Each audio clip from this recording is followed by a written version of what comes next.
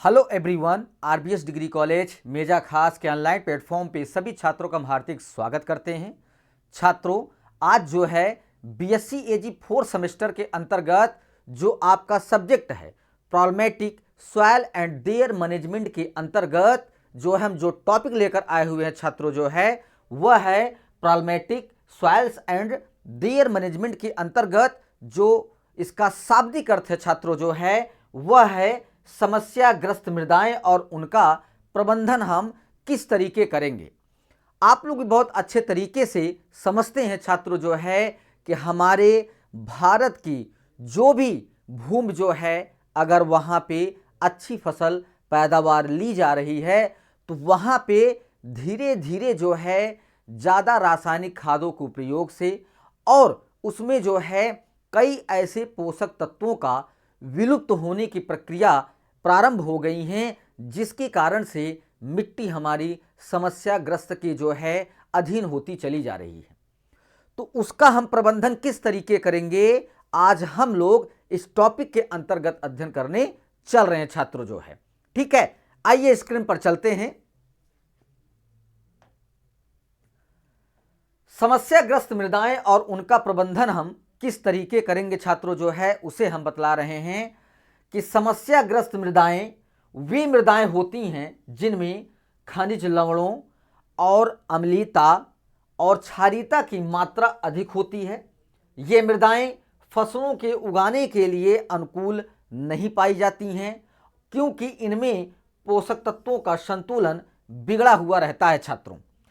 इसका अर्थ यह हुआ छात्रों जो है कि जहाँ पे हमारे मृदा में अगर अम्लीयता और क्षारीयता और क्या कहते हैं खनिज मतलब सोडियम लवणों की मात्रा अगर मिट्टी में ज़्यादा पाई जा रही है तो वहाँ पे उस मिट्टी की दशा, उसकी भौतिक दशा जो है एक तरीके से असंतुलित पाई जाती है क्योंकि उसमें जो है पोषक तत्वों का संतुलन बिगड़ा हुआ रहता है और जो है जो भी फसल हम उसमें उगाने का प्रयत्न करते हैं या प्रयास करते हैं तो वहाँ पे अच्छे जो है पौधों का विकास नहीं हो पाता है और हमारा उत्पादन भी अच्छा नहीं होता है। तो वहाँ पे पहले जो समस्याएं हमारे उस मृदा में जो है एक तरीके से उत्पन्न होके आ रही हैं वहाँ पे हमें जो है उस समस्या को पहले दूर करना पड़ेगा, तब हम वहाँ पे जो है अच्छी फसल को जो है उत्पादित कर सकते हैं छात्रों।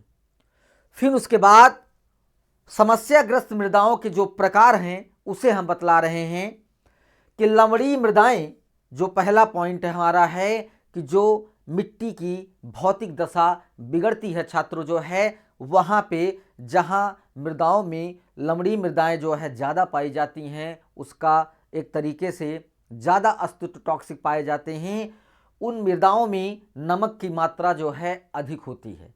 अगर वहाँ पे नमक की मात्रा अगर अधिक पाई जाती है छात्रों जो है तो ये आप जान लीजिए जो है कि हम वहाँ पे अच्छा जो है किसी भी फसल को उगा नहीं सकते हैं क्योंकि नमक की मात्रा बढ़ने के कारण जो है पौधे जो है अपनी मुख्य पोषक तत्व सूक्ष्म पोषक तत्वों को सही तरीके से अवशोषित नहीं कर पाते हैं और उसके बाद जो है फसल उसी से जो है पौधों का विकास अच्छे तरीके से नहीं हो पाता है। तो अगर विकास नहीं होता है तो वहाँ पे जो है हमारे पौधों का एक तरीके से जो एक वानस्पतिक वृद्धि होती है वो एक तरीके से असंतुलित जो है आपको दिखाई देगा। और फिर वहाँ पे आप अगर उसे अच्छे तरीके से अगर आप जानना चाहते हैं तो अगर आप उस पौधे को उखाड़ते हैं तो उसकी जो जड़ें होती हैं वो ज़्यादा जो है विकसित नहीं होती हैं क्योंकि वो छोटे छोटे जो है उसके जो है रूट पाए जाते हैं जिससे जो है पोषक तत्वों का अवशोषण नहीं कर पाते हैं और जब पोषक तत्वों का अवशोषण नहीं कर पाते हैं तो फिर पौधों का विकास नहीं होगा। जब विकास नहीं होगा तो फिर उत्पादन जो है ऑटोमेटिक उसमें जो है छात्रों कम हो जाएगा। तो इसीलिए जो समस्याग्रस्त मृदा है उसे पहले जो है अच्छे तरीके से दूर किया जाए, प्रबंधन किया जाए, तब उसमें आप अच्छी फसल को उगा सकते हैं। फिर उसके बाद सेकंड पॉइंट आता है क्षारीय मृदाएं जो है ठीक है। तो इन मृदाओं में सोडियम की मात्रा अधिक होती है। अगर वहां पे सोडियम की मात्रा अधिक पाई जाएगी छात्रों जो है, तो वहां पे जो पोषक तत्वों और सूक्ष्म पोषक तत्वों का संतुलन है वो बिगड़ा हुआ रहेगा। और जब बिगड़ा हुआ रहेगा तो ऑटोमेटिक आप समझते हैं जो है कि वहां पे उस पौधे का जो है एक तरीके से विकास होना असंभव होगा। फिर उसके बाद अम्लीय मृदाएं आती हैं छात्रों जो है।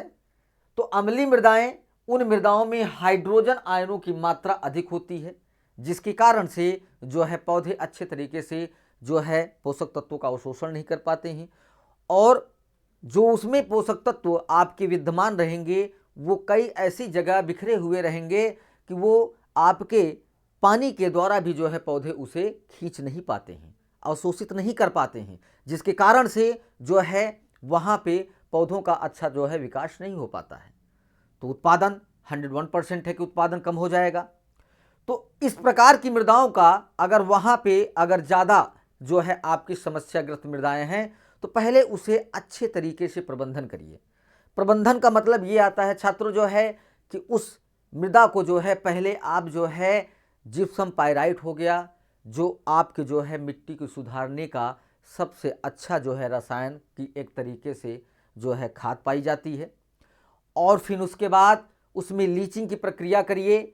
उसमें जो है पानी भर के कुछ दिनों के लिए छोड़िए। जब ऊपर के परत में जो है आपके लेयरिंग बन जाएगी जो है, तो उस पानी को बाहर करके फिर पानी उसमें डाल करके जो है तब आप उसमें धान की फसल अगर रोपण करते हैं, तो धीरे धीरे उस मिट्टी की दशा जो है एक तरीके से जो है सुधरना शुरू हो जाएगा। और जब आप उस मिट्टी में 2 से 3 फसल आप लेंगे तो आपकी मिट्टी की दशा जो है एक तरीके से अच्छी हो जाएगी। जब अच्छी हो जाएगी तो उस मिट्टी में आप जो भी फसल लेना चाहेंगे वो सारी फसल आप उगा सकते हैं। ठीक है। फिर उसके बाद समस्याग्रस्त मृदाओं के जो कारण हैं उसे हम बतला रहे हैं, किस तरीके समस्याग्रस्त मृदाएं उत्पन्न होती हैं उसे हम बतला रहे हैं कि अनुचित जो है सिंचाई करना, जिसके कारण से अधिक सिंचाई से भूमिगत जल स्तर बढ़ जाता है और नमक जो है जमा हो जाता है, जिससे समस्याग्रस्त मृदाएं उत्पन्न होती हैं। फिर उसके बाद खराब जल निकास आपका आता है। जल निकास की उचित व्यवस्था न होने से मिट्टी में पानी जमा हो जाता है और नमक की मात्रा जो है बढ़ जाती है, जिससे आपके समस्याग्रस्त मृदाओं का उत्पन्न होने का कारण होता है छात्रों। फिर उसके बाद रासायनिक उर्वरकों का अत्यधिक उपयोग जो है, अगर आप रासायनिक उर्वरक का उस मृदा में अगर ज़्यादा प्रयोग करते हैं तो धीरे धीरे वो मृदा जो है एक तरीके से जो है उसकी दशा बिगड़ना प्रारंभ हो जाता है और वह समस्याग्रस्त मृदा में जो है तब्दील होता चला जाता है, और आगे चल के आप जो है उस मिट्टी में कोई भी फसल आप उगा नहीं सकते हैं जो है। तो इसी वजह से रासायनिक उर्वरकों का प्रयोग जो है आप जो है एक जो है कम मात्रा में प्रयोग करिए और अपनी मिट्टी में जो है जैविक खादों का ज़्यादा उपयोग करिए। ठीक है।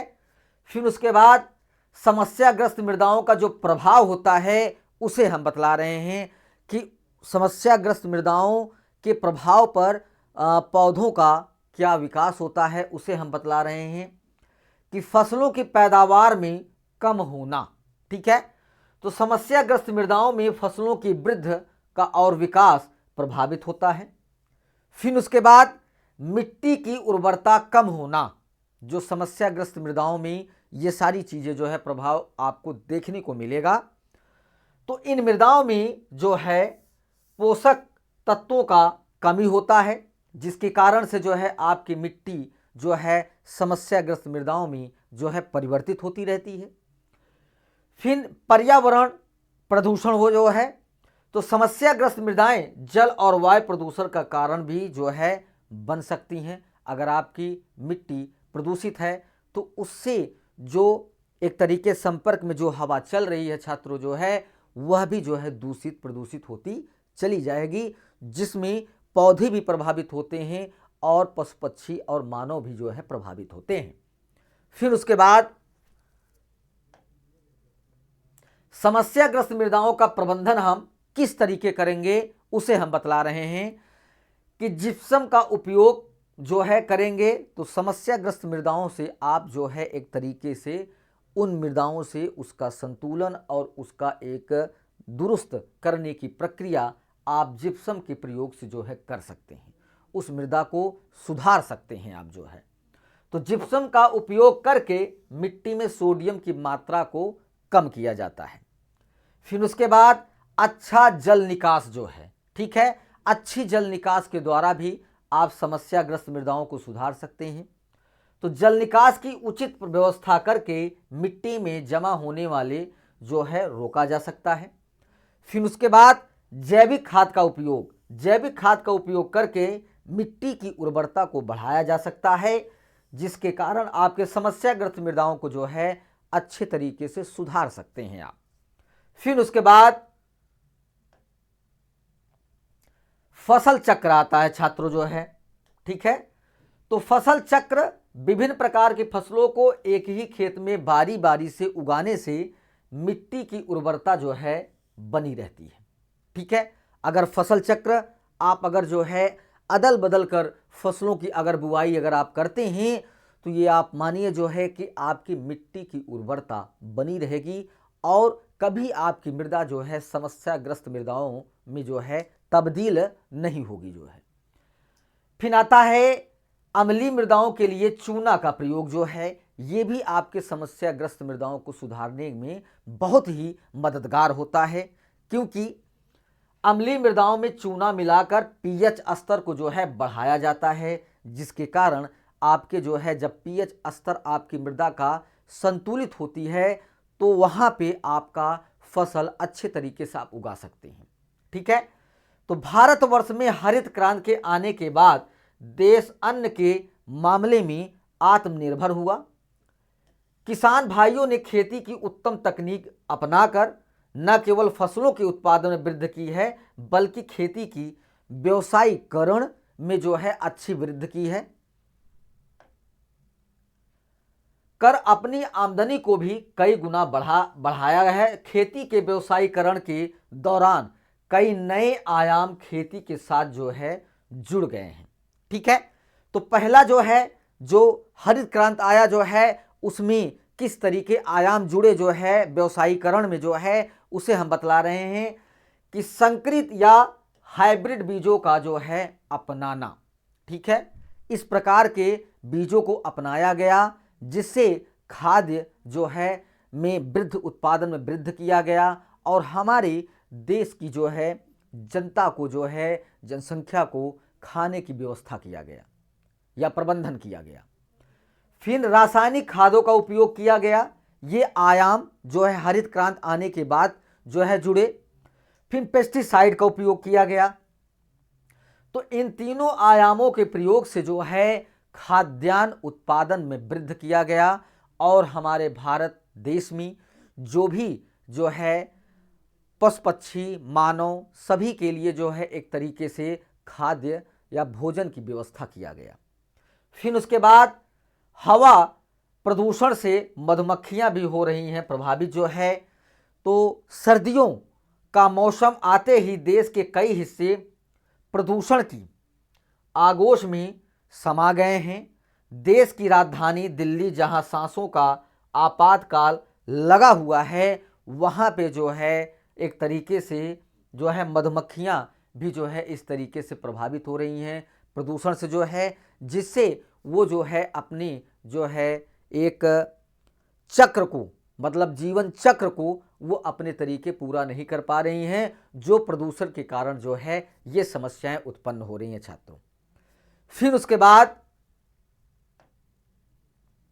वायु प्रदूषण के कारण यहाँ लोग विभिन्न तरह की स्वास्थ्य समस्याओं से जूझ रहे हैं। अब एक नए शोध से पता चलता है कि वायु प्रदूषण न केवल लोगों के लिए बल्कि मधुमक्खियों के लिए भी जो है अच्छा नहीं होता है छात्रों। फिर उसके बाद क्षारीय भूमि आता है छात्रों। तो इन भूमियों में सोडियम कार्बोनेट या बाइकार्बोनेट लवणों की अधिक मात्रा पाई जाती है। भूमि की विद्युत चालकता 4 मिलीहोज से कम और विनिमय योग्य सोडियम 15% से अधिक व पीएच मान 8.5 से अधिक होता है, जिसके कारण से हमारी जो समस्याग्रस्त मृदा है वो क्षारीय भूमि में परिवर्तित हो जाता है। ठीक है, फिर उसके बाद इन भूमियों की ऊपरी सतह पर राख व काले रंग के धब्बे जो है दिखाई देते हैं, जो आपके जो है क्षारीय भूमि की पहचान होती है। छात्रों जो है, अगर आप कहीं जो है किसी खेत में गए हैं, अगर आप क्षारीय भूमि की पहचान करना चाहते हैं तो वहां पे आप भूमि की ऊपरी सतह पर राख और काले रंग के धब्बे जो दिखाई पड़ेंगे आपके नग्न आंखों से जो है, तो वो क्षारीय भूमि को प्रदर्शित करते हैं। छात्रों, फिर उसके बाद लवणीय एवं क्षारीय भूमि में निर्माण में प्रमुख कारण जो है, ठीक है, किस तरीके ये निर्माण होते हैं, उसके क्या कारण हैं।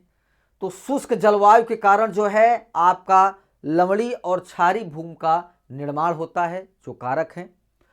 फिर सिंचाई स्रोत जैसे ट्यूबवेल, नहरों के पानी की प्राकृतिक लवणीय क्षारीय होना जो है, जिसके कारण से आपका लवणीय और क्षारीय भूमि निर्माण में प्रमुख कारण बनते हैं। छात्रों, फिर दोषपूर्ण सिंचाई पद्धतियों को अपनाना, क्षारीय प्रकृति के रासायनिक उर्वरकों का बार बार उपयोग करना, फिर जल निकास की उचित व्यवस्था न होना, जो आपके लवणीय और क्षारीय भूमि के निर्माण में प्रमुख कारण जो है होते हैं। छात्रों, फिर उसके बाद बार बार एक ही गहराई पर खेतों की जुताई करना, नहरी क्षेत्रों में जल स्तर का ऊंचा उठना, जो आपके लवणीय और क्षारीय मृदाओं को उत्पन्न होने में सबसे बड़ा योगदान इन चीज़ों का रहता है। छात्रों, इन पॉइंटों का। ओके, फिर उसके बाद लवणीय भूमि को कैसे सुधारा जाता है उसे हम बतला रहे हैं कि लवणीय भूमियों को सुधार के लिए निम्नलिखित भौतिक विधियों को अपनाकर फसल उत्पादन का योग्य बनाया जा सकता है। पहला आपका है निछालन की प्रक्रिया, जिसे हम लीचिंग इंग्लिश में बोलते हैं। इस विधि के अंतर्गत सर्वप्रथम खेत को छोटे छोटे टुकड़ों में बांटकर मेड़बंदी कर देते हैं।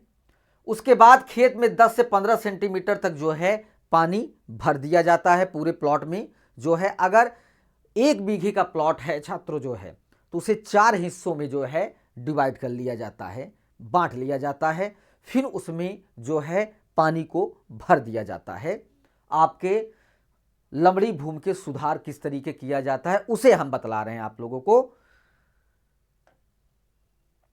जिससे घुलनशील लवण जल में घुलकर पादप जड़ क्षेत्र से नीचे चले जाते हैं, जिसके कारण से आपका जो लवणीय भूमि जल है वो जब बाहर जाएगा तो आपकी मिट्टी जो समस्याग्रस्त है उसमें सुधार होना प्रारंभ होगा।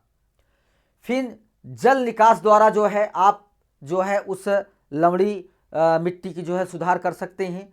जिन क्षेत्रों में जल निकास की उचित व्यवस्था नहीं होती है वहां पर लवणीय मृदाओं का निर्माण हो जाता है। अतः इन क्षेत्रों में आवश्यकता से अधिक पानी को नालियां व नाले बनाकर खेतों से बाहर निकाल देना चाहिए। जहां पर भूमि में सख्त परतें हों या भूमिगत जल स्तर ऊंचा हो तो वहां पर इस विधि का प्रयोग करना चाहिए। ठीक है, तो जिससे आपके जो है लवणीय मृदा का सुधार किया जा सकता है। जो है पहला आपका था मल्चिंग प्रक्रिया, निछालन प्रक्रिया। दूसरा आपका है जल निकास के द्वारा जो है। फिर उसके बाद खुरचना जो है, ठीक है, तो खुरचना जो है ये भी आपके लवणीय मृदा को सुधार करने की बहुत अच्छी विधि है। जब खेतों में हानिकारक लवण छोटे छोटे टुकड़ों में परत के रूप में एकत्रित हो जाएं तो उन्हें खुरपी या कसौले की मदद से खुरचकर खेतों से बाहर फेंक देना चाहिए। फिर उसके बाद खाई खोदकर इस विधि में संपूर्ण खेत में एक निश्चित अंतराल पर खाइयां खोदते हैं। खेत के एक किनारे पर पहली खाई खोदते हैं और इस खाई की मिट्टी को मेड़ के रूप में खेत के चारों ओर डाल देते हैं। फिर दूसरी खाई मिट्टी को पहली खाई में डालते हैं, जिससे आप क्षारीय भूमि का सुधार अच्छे तरीके से कर सकते हैं। फिर आता है क्षारीय भूमियों के सुधार जो है, जो वो तो हमने आपको छात्रों जो है ये बताया कि उसे एक देसी पद्धति में आप किस तरीके उसे अपनी क्षारीय भूमि को सुधार कर सकते हैं, और फिर एक टेक्निकल तरीके से जो है कुछ रासायनिक जो है चीज़ों के प्रयोग से जो है आप क्षारीय भूमि का सुधार कर सकते हैं। जो पहला आपका है जिप्सम का प्रयोग, ठीक है। तो क्षारीय भूमियों के सुधार हेतु जिप्सम का उपयोग अत्यधिक लाभदायक पाया गया है। इन भूमियों में विनिमयशील सोडियम की अधिकता होती है। सर्वप्रथम भूमि के जिप्सम मांग की जांच के बाद अच्छी गुणवत्ता युक्त बारीक जिप्सम को मृदा में छिटक कर सतह से 10 सेंटीमीटर गहराई तक जुताई करके मिट्टी में मिला देना चाहिए। जिप्सम का उपयोग मिट्टी के परीक्षण के आधार पर ही करें। जहां मिट्टी में कैल्शियम की मात्रा कम हो वहां ऊसर भूमि का सुधार जिप्सम से जो है किया जाता है छात्रों। तो कहने का अर्थ यह है कि अगर जिप्सम का प्रयोग कर रहे हैं छात्रों जो है, तो वहां पे आप अपनी मिट्टी का परीक्षण करके तब आप जिप्सम का उपयोग जो है अपने खेत में करें। फिर उसके बाद दूसरा पॉइंट है पाइराइट का उपयोग, ठीक है। तो क्षारीय भूमि सुधारने के लिए पाइराइट का भी प्रयोग किया जाता है। इसकी मात्रा मृदा के पीएच और उसकी सघनता पर निर्भर करती है। सामान्यतः 10 से 15 टन पाइराइट प्रति हेक्टेयर प्रयोग करना चाहिए। जिन भूमियों में कैल्शियम क्लोराइड लवणों की अधिकता मात्रा पाई जाती है उन मृदाओं में सुधार हेतु पाइराइट का प्रयोग उपयोगी सिद्ध हुआ है, ठीक है। जिसके कारण से आपके मिट्टी जो समस्याग्रस्त मृदा है उसका सुधार और उसका प्रबंधन आप अच्छे तरीके से कर सकते हैं। फिर लवणीय और क्षारीय भूमियों में फसल प्रबंधन किस तरीके आप करेंगे, ठीक है। जिसके द्वारा अपनी मिट्टी की उर्वरता को आप कैसे सुरक्षित रखेंगे और किस तरीके उसका प्रबंधन करेंगे, फसल प्रबंधन के द्वारा हम बतलाने चल रहे हैं छात्रों जो है। तो भूमि सुधार के लिए सर्वप्रथम खेत को अच्छी तरह समतल करके मेड़बंदी करनी चाहिए। उसके लिए लेजर लैंड लेवलर का उपयोग किया जा सकता है। जून जुलाई में खेत की 10 सेंटीमीटर की गहराई तक जुताई करके 10-15 दिनों तक खेत में पानी भरकर धान की रोपाई कर देनी चाहिए, ठीक है। अगर आप अपनी समस्याग्रस्त मृदा को छात्रों जो है अगर आप सुधारना चाहते हैं अपनी मृदा को, तो उसमें सबसे पहली फसल आपको धान का ही लेना पड़ेगा, जिससे आप अपनी मिट्टी का सुधार और प्रबंधन अच्छे तरीके से कर सकते हैं, ठीक है। फिर उसके बाद किसान भाई धान के पौध लगभग 32 से 35 दिन पुरानी हो, जिससे पौधा आसानी से स्थापित हो सके। एक स्थान पर 3 से 4 पौधों की रोपाई करें। धान की कटाई के बाद गेहूं की फसल बोनी चाहिए। फिर उसके बाद गर्मियों में ढैंचा उगाकर हरी खाद के रूप में प्रयोग करना चाहिए। खेत की जुताई अलग अलग गहराई पर करनी चाहिए। इसके लिए आधुनिक कृषि यंत्रों जैसे डिस्क प्लाऊ, सब साइलर और चीजल हल का प्रयोग 2 से 3 वर्षों में एक बार अवश्य करना चाहिए, क्योंकि अगर आप इन जो है प्रक्रियाओं को अगर करते हैं छात्रों जो है, तो आपके समस्याग्रस्त मृदाओं को आप सुधार सकते हैं और उसमें आप अच्छी फसल उत्पादित कर सकते हैं और उसका अच्छे तरीके से आप प्रबंधन भी कर सकते हैं और आपकी मिट्टी की उर्वरता का जो है बरकरार बनी रहेगी और पोषक तत्वों का संतुलन भी बना रहेगा छात्रों जो है, ठीक है। यहाँ पे ये टॉपिक आपका समाप्त होता है। अगली टॉपिक के साथ उपस्थित होंगे। सभी छात्रों को धन्यवाद।